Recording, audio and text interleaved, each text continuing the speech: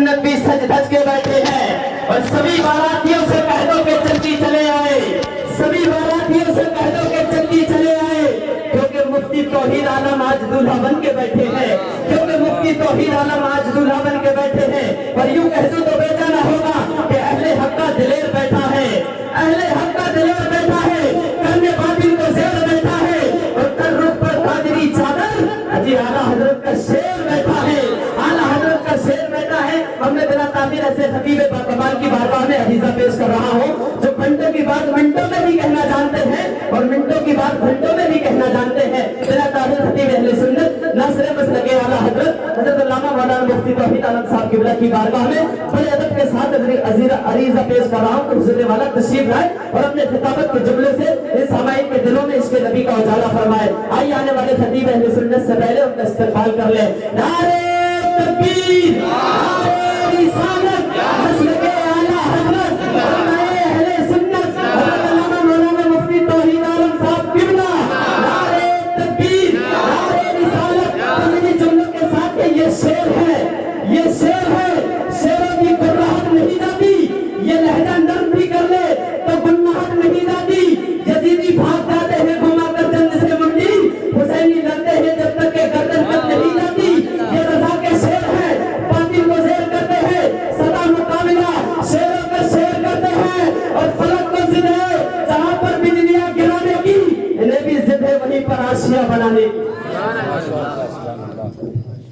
نعرہ تکبیر، نعرہ رسالت، مسلک اعلیٰ حضرت، علماء اہل سنت، نعرہ تکبیر، نعرہ رسالت۔ منبر نور پر تشریف فرما موقر علماء کرام و محترم سامعین و سامعات، السلام علیکم ورحمۃ اللہ تعالی وبرکاتہ۔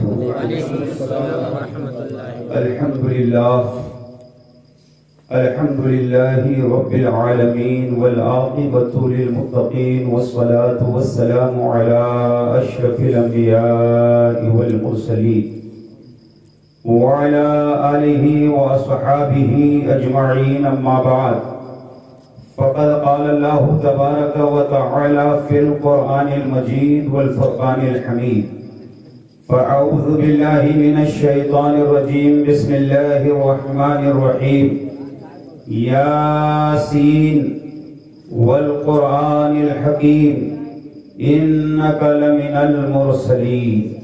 آمنت باللہ صدق اللہ مولانا العظیم وبلغنا رسولہ النبی الامی الکریم ونحن علی ذلک لمن الشاہدین والشاکرین والذاکرین والحمد للہ رب العالمین۔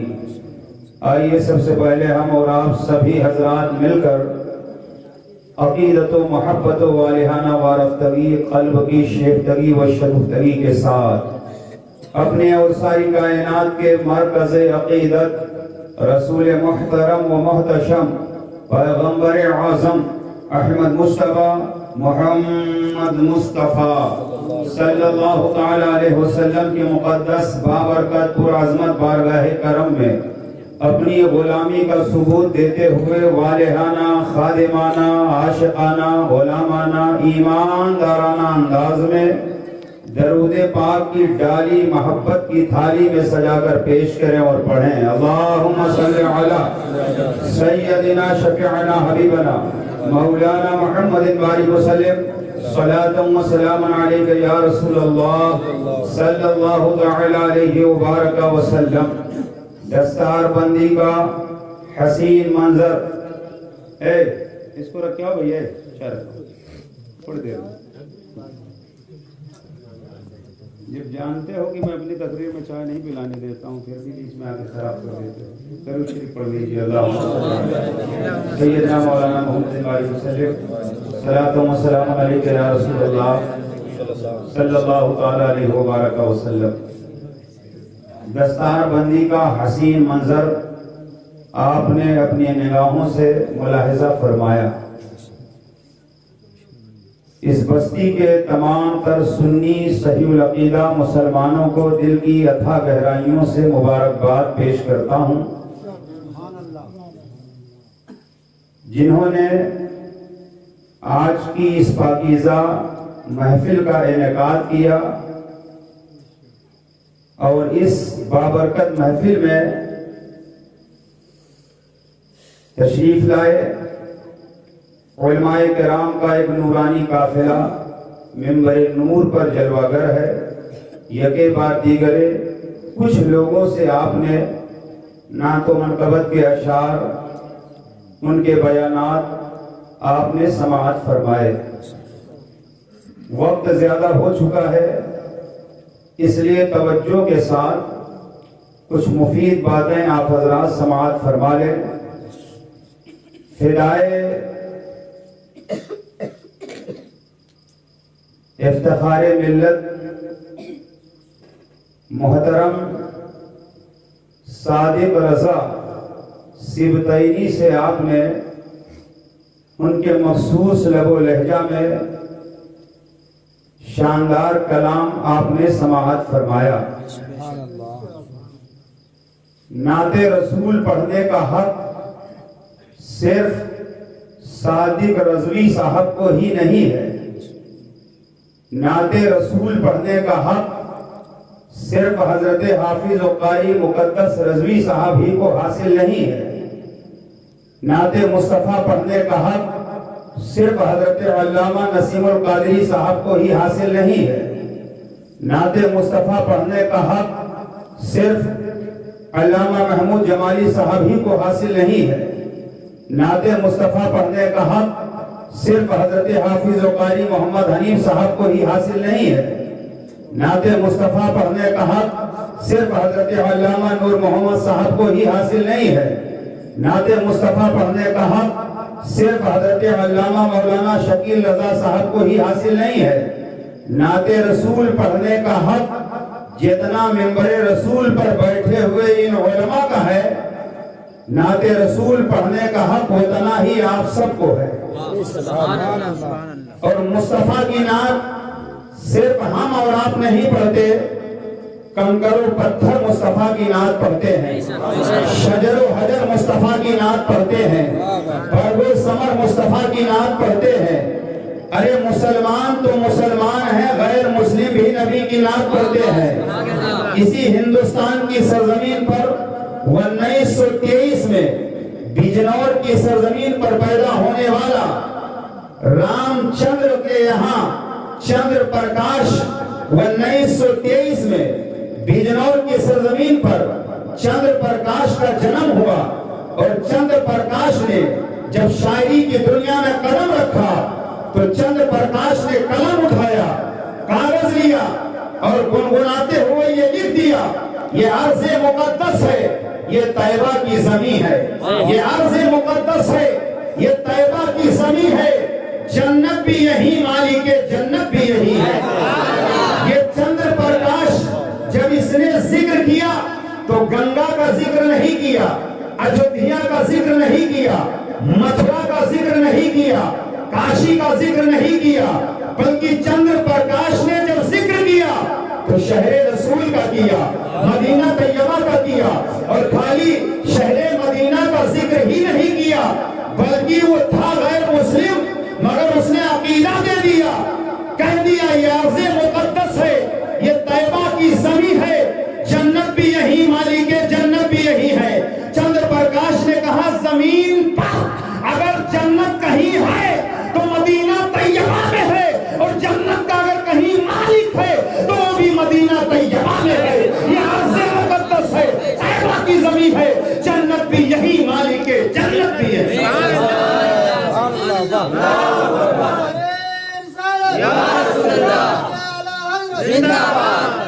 اور استاد زمن شہنشاہ سخن علامہ حسن برادر اعلیٰ حضرت، آپ نے جب قلم اٹھایا تو آپ نے لکھ دیا عجب رنگ پر ہے بہار مدینہ، عجب رنگ پر ہے بہار مدینہ کی سب جنتیں ہیں نثار مدینہ، ملائک لگاتے ہیں آنکھوں میں اپنی، شب و روز گوشت کھا کے مزار مدینہ. جنت ایک نہیں ہے. علماء کرام سے پوچھئے جنتیں ہیں 8 اور اعلیٰ حضرت کے بھائی استاد زمن فرماتے ہیں عجب رنگ پر ہے بہار مدینہ کی سب جنتیں ہیں نثار مدینہ. یعنی ساری جنتیں مدینہ طیبہ پہ قربان ہے, ساری جنتیں مدینہ طیبہ پہ نثار ہے.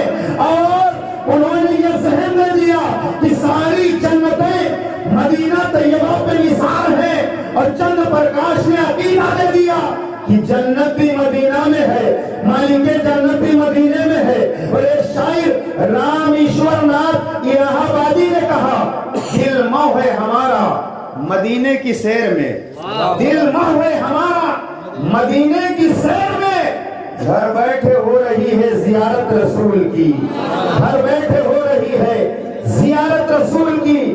آپ اس مجمع میں بدن اور دل دونوں حاضر کر کے اگر بیٹھیں گے تو لطف آئے گا, اور اگر آپ کا بدن یہاں حاضر ہوگا دل کہیں اور ہوگا تو آپ کو لطف نہیں آئے گا.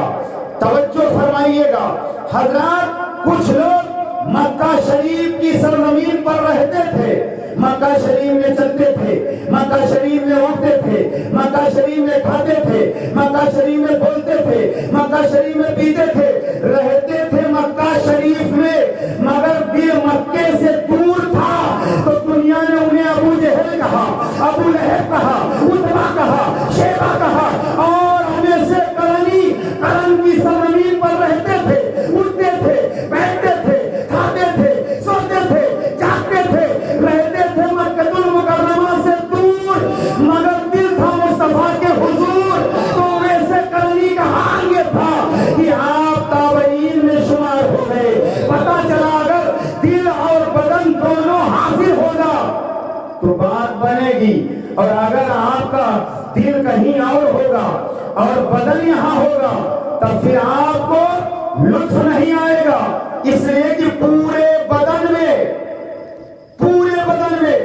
آنکھیں اللہ کی نعمت, ہاتھ اللہ کی نعمت, کان اللہ کی نعمت, زبان اللہ کی نعمت, پیر اللہ کی نعمت. لیکن اگر ایک ہاتھ نہ ہو آدمی زندہ رہے گا, اگر ایک پیر نہ ہو آدمی زندہ رہے گا, اگر آنکھوں کی بینائی چلی جائے آدمی زندہ رہے گا, کانوں کی سماعت چلی جائے آدمی زندہ رہے گا, اگر دونوں ہاتھ کاٹ لیے جائیں آدمی زندہ رہ سکتا ہے, دونوں پیر کٹ جائیں آدمی زندہ رہ سکتا ہے. لیکن اگر بدن سے سر الگ کر دیا جائے آدمی زندہ نہیں رہے گا. اگر آدمی کے ہاتھ بھی سلامت ہو, پیر بھی سلامت ہو, آنکھیں بھی سلامت ہو, کان بھی سلامت ہو, دماغ بھی سلامت ہو, چہرہ بھی سلامت ہو, سر بھی سلامت ہو, اور دل مردہ ہو جائے تب بھی آدمی زندہ نہیں رہے گا. پتا چلا بدن کے سارے اعضاء پر ان دونوں اعضاء کو حاکمیت کا درجہ حاصل ہے.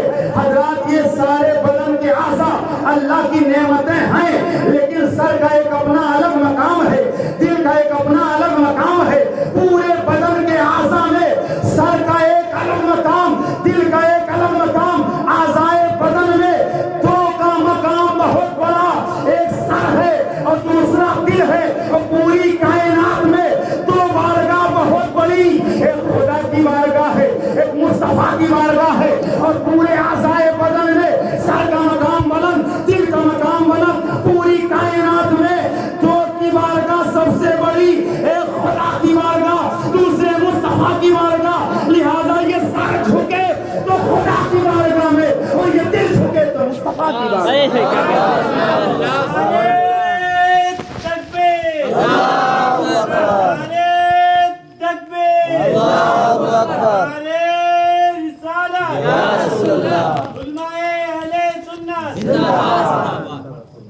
پتا چلا کہ دل مردہ ہو جائے تو سب مردہ ہو جائے.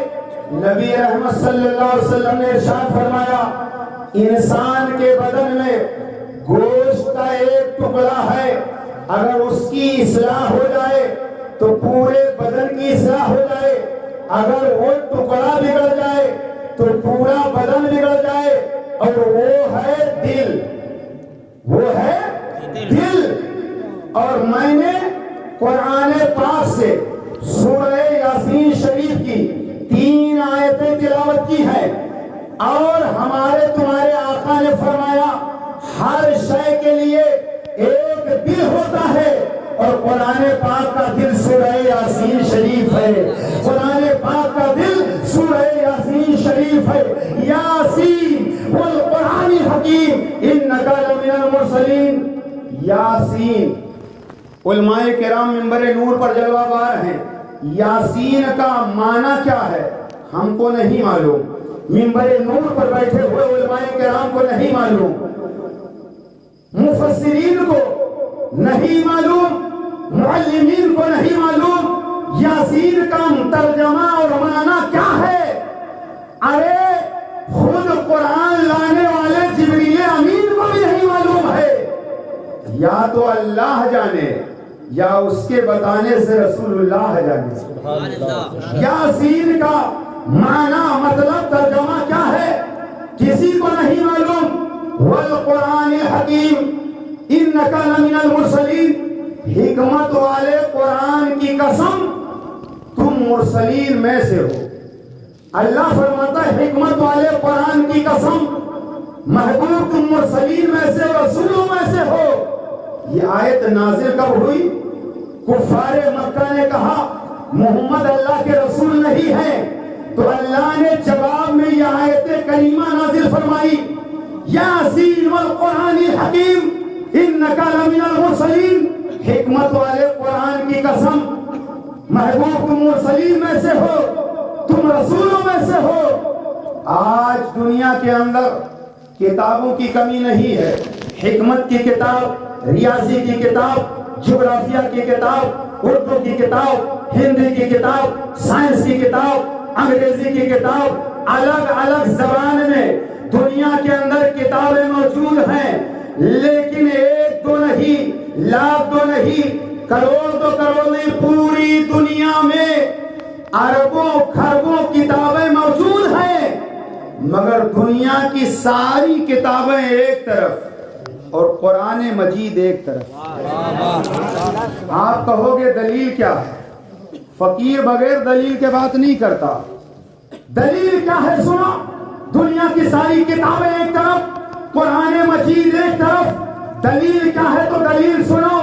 دنیا کے اندر جتنی کتابیں ہیں ان کتابوں کا لیکھک, ان کتابوں کا رائٹر, ان کتابوں کا مصنف کوئی نہ کوئی بشر ہے, کوئی نہ کوئی آدمی ہے, کوئی نہ کوئی انسان ہے. مگر قرآن کا مصنف, قرآن کا رائٹر, قرآن کا لیکھک, قرآن کا لیکھک رائٹر کوئی انسان نہیں, کوئی بشر نہیں, کوئی آدمی نہیں, بلکہ یہ قرآن کسی بشر کا کلام نہیں, کسی انسان کا کلام نہیں, کسی آدمی کا کلام نہیں. یہ قرآن خدا کا کلام ہے. گویا کہنا پڑے گا باقی کتابیں مخلوق کی ہے اور قرآن خالق کی کتاب ہے. قرآن وحدہ لا شریک کی کتاب ہے. قرآن حکم الحاکمین کی کتاب ہے. یہی وجہ ہے کہ قرآن میں رب نے اعلان فرما دیا ذالک الکتاب لا ریب فیہ. یہ وہ بلند مرتبہ کتاب ہے جس میں کسی شک و شبہ کی گنجائش ہی نہیں. اس وقت پوری دنیا کی کتابوں پر اگر پابندی لگا دی جائے اور دنیا میں جتنی کتابیں ہیں ان کتابوں کو دریا میں ڈال دیا جائے, نیٹ سے, فیس بک سے, مادیات کے جتنے وسائل ہیں سارے جگہوں سے کتابوں کو ہٹا دیا جائے, پوری دنیا میں ساری کتابوں کو اکٹھا کر کے دریا کے حوالے کر دیا جائے, اگر دوبارہ کوئی کتاب پابندی لگا دی جائے آئندہ کوئی کتاب نہیں چھپے گی. اگر دنیا میں ایک بچہ 8-10 سال کا باقی ہے اور حافظ قرآن ہے تو قرآن پھر اسی طرح تیار ہو جائے گا. اس لیے کہ دوسری کتابیں کاغذ پر لکھی جاتی ہیں, سیاہی کی محتاج ہیں, مگر قرآن خالی لکھا نہیں جا رہا ہے, قرآن حفظ کیا جا رہا ہے. شہر شہر میں حافظ قرآن, گاؤں گاؤں میں حافظ قرآن, ملک ملک میں حافظ قرآن, اور قرآن کی حفاظت کا ذمہ اللہ نے لے لیا ہے. اور رب نے اعلان کیا इन्ना नहनु नज़्ज़लना ज़िक्रा व इन्ना लहू लहाफ़िज़ून। अल्लाह फरमाता कुरान को हमने नाज़िल किया और हम ही कुरान की हिफाजत फरमाने वाले हैं। आज पूरे हिंदुस्तान में भी पूरी दुनिया के मुसलमानों में बेचैनी पाई जा रही है और तमाम लोग, कहीं कोई रैली निकाल रहा है, कहीं कोई लिख रहा है, कहीं कोई नारा बुलंद कर रहा है, इसलिए कि एक मालूम ज़माना ने जिसका नाम वसीम रिजवी है, उसने सुप्रीम कोर्ट में याचिका दायर कर दी कि कुरान पाक में 26 आयतें हैं, उन 26 आयतों से आतंकवाद को बढ़ावा मिल रहा है, लिहाजा 26 आयतों को कुरान से रिमूव कर दिया जाए, कुरान से अलग कर दिया जाए, कुरान से निकाल दिया जाए। मैंने कई जगह जलसों में कहा और आज आपके बीच भी कह रहा हूं, ये तो एक वसीम रिजवी है, अगर लाखों वसीम रिजवी पैदा हो जाए, कुरान की 26 आयतें तो बड़ी बात है। अरे एक आयत तो बड़ी बात है, एक हरफ दुनिया से कोई मिटा नहीं सकता, कुरान से कोई निकाल नहीं सकता, इसलिए कि कुरान की हिफाजत का जिम्मा अल्लाह ने लिया है। अल्लाह अज़ली है, अल्लाह अबदी है, अल्लाह हमेशा से है, हमेशा रहेगा। अल्लाह का कलाम बाकी था, अल्लाह का कलाम बाकी रहेगा। है कौले मोहम्मद, कौले खुदा, फरमान न बदला जाएगा, बदलेगा जमाना लाख मगर कुरान न बदला जाएगा। नारे तकबीर, नारे रिसालत, खलीफा बदर मिल्लत जिंदाबाद, जश्न दस्तारे तकबीर नाज़राए कुरान, नारे तकबीर, नारे रिसालत जिंदाबाद जिंदाबाद। लेकिन एक बड़ी अहम बात अब दुखती हुई रथ पर मैं हाथ रखने जा रहा हूं, आप बिल्कुल तवज्जो के साथ सुनिए। किसी ने ऐलान किया वसीम रिजवी का जो सर काट लाए 11 लाख रुपया, किसी ने कहा 20,000 रुपया, किसी ने कुछ ऐलान किया, मगर 90% लोग सिर्फ नाम के लिए कोई रैली निकाल रहा है, फेसबुक में नाम आ जाए ताकि हमारी नेतागिरी चमक जाए, वरना करोड़ों मुसलमान एक नापाक शख्स का खातिमा नहीं कर पा रहे हैं। आखिर वजह क्या है? ये कोई मैच का मैदान है, क्रिकेट है जो इनाम लगाया जा रहा है? इश्क़े रसूल ताखीर पसंद नहीं करता। हजरत उमर के दौर में पानी लगाने के बारे में झगड़ा हो गया। एक कहता था खेत में पानी मैं लगाऊंगा, दूसरा कहता था पानी मैं लगाऊंगा। एक का खेत पहले पड़ता था, दूसरे का खेत बाद में पड़ता था, झगड़ा बढ़ गया। कहा हम लोग झगड़ा न करें, चलो हम रसूलुल्लाह से फैसला करवा लें।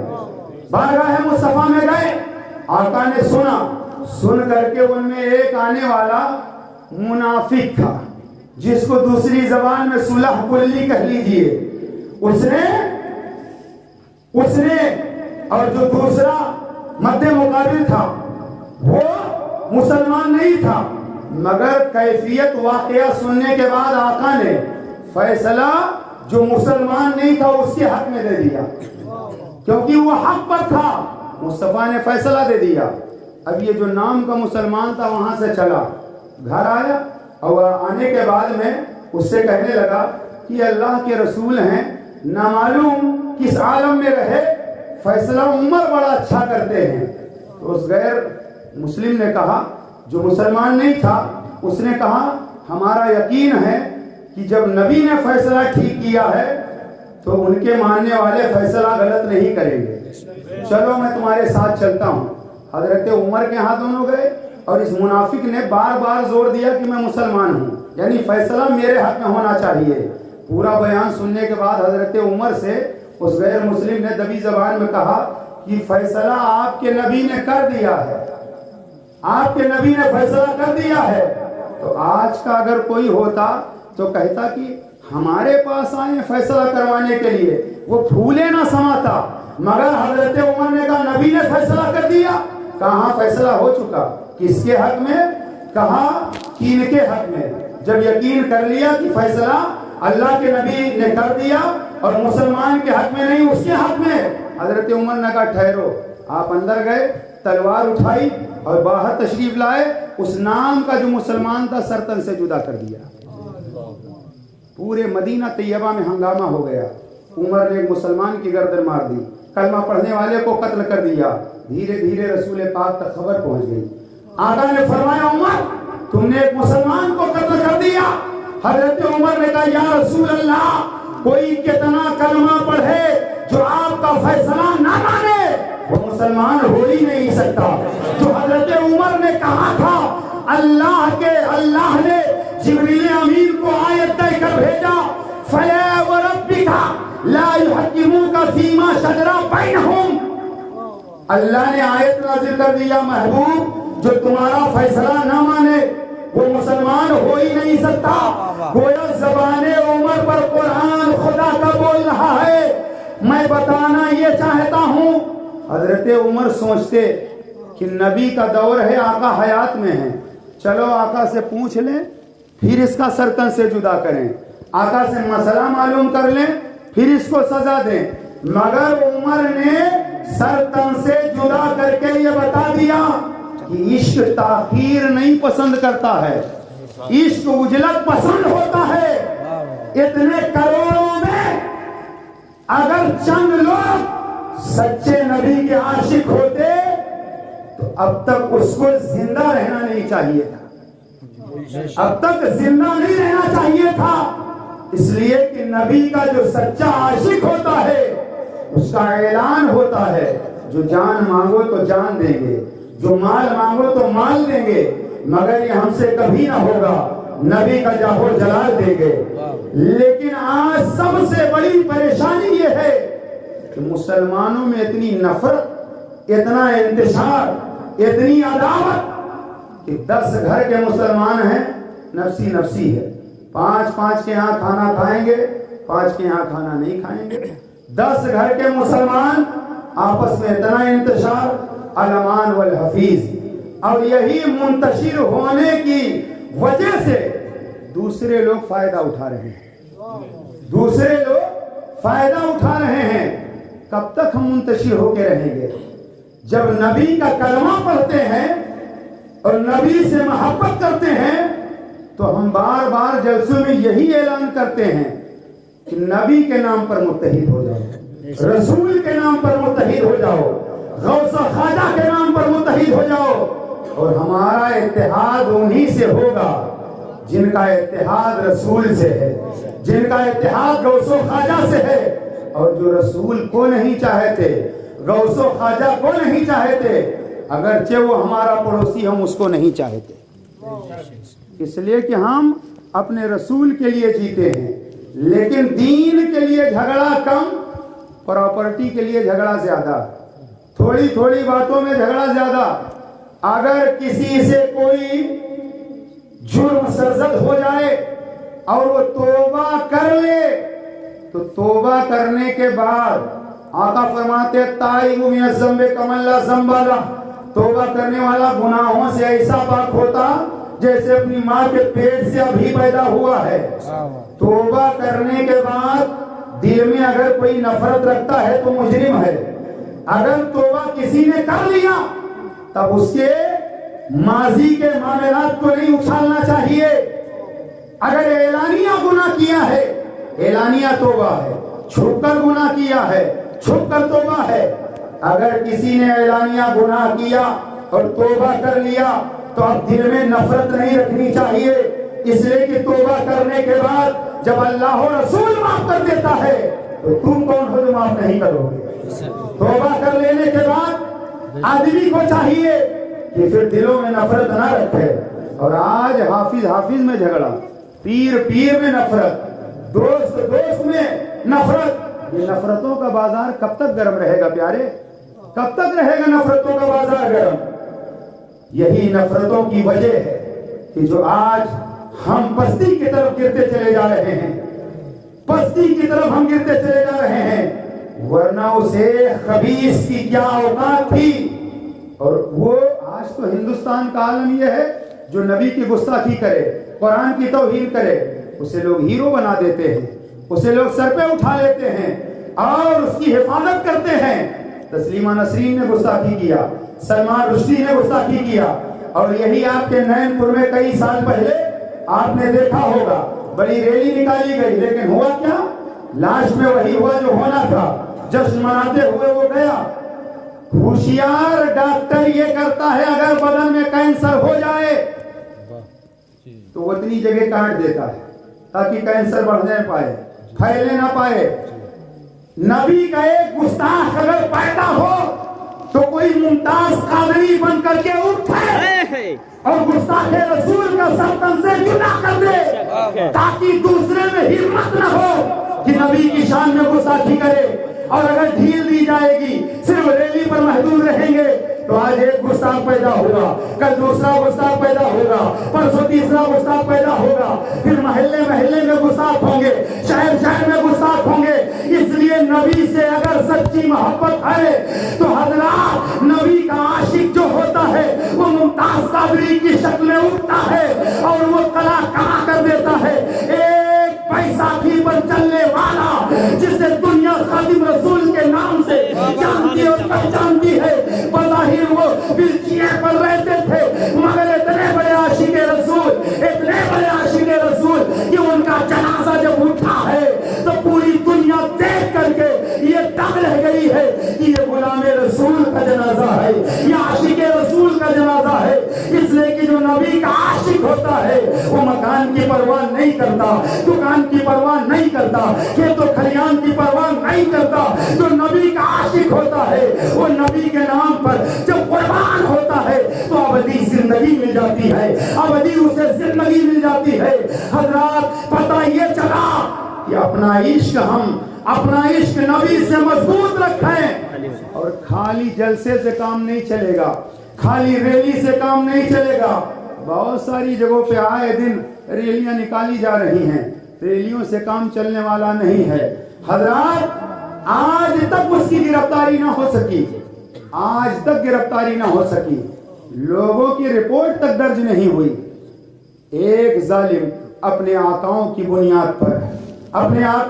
بنیاد پر پورے مسلمانوں کی توجہ اپنی طرف راغب کروا لیا۔ پیٹرول کا کیا ریٹ ہے، مہنگائی آسمان چھو رہی ہے، سارے لوگوں کا دماغ ادھر سے ہٹانے کے لیے اس طرح کے معاملات سامنے لائے جاتے ہیں، اور ہمارا حال یہ ہے کہ ہم آگے پیچھے کچھ نہیں دیکھتے۔ اور میں نے تو ان لوگوں کو دیکھا نعرہ لگاتے ہوئے جن کو یہ تک نہیں پتا ہے کہ قرآن میں کتنے پارے ہیں۔ مجھے انصاف سے بتاؤ آج کتنے مسلمان ہیں جن کے گھروں میں قرآن پڑھا جاتا ہے؟ آج کتنے مسلمان ہیں؟ الا ماشاءاللہ۔ اب یہ قرآن تقسیم کیا گیا اور چھوٹے چھوٹے بچے ماشاءاللہ حافظ و قاری مقدس رضوی کی محنت اور آپ لوگوں کی خدمت، یہ چھوٹے چھوٹے بچے قرآن پاک کو سینے سے لگا کر گھر گئے اور قرآن پاک کو الماریوں میں رکھ دیا۔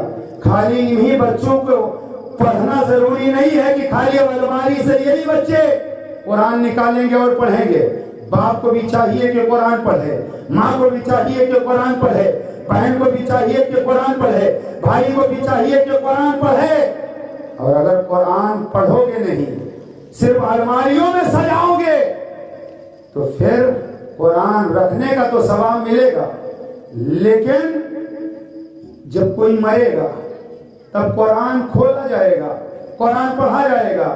اور آج تو مدرسوں کے بچوں کو بلا کر کے لا کر کے بس تیجا کی رسم، 40واں کی رسم، برسی کی رسم ادا کر دی گئی، پھر پورا سال ہم قرآن نہیں پڑھتے۔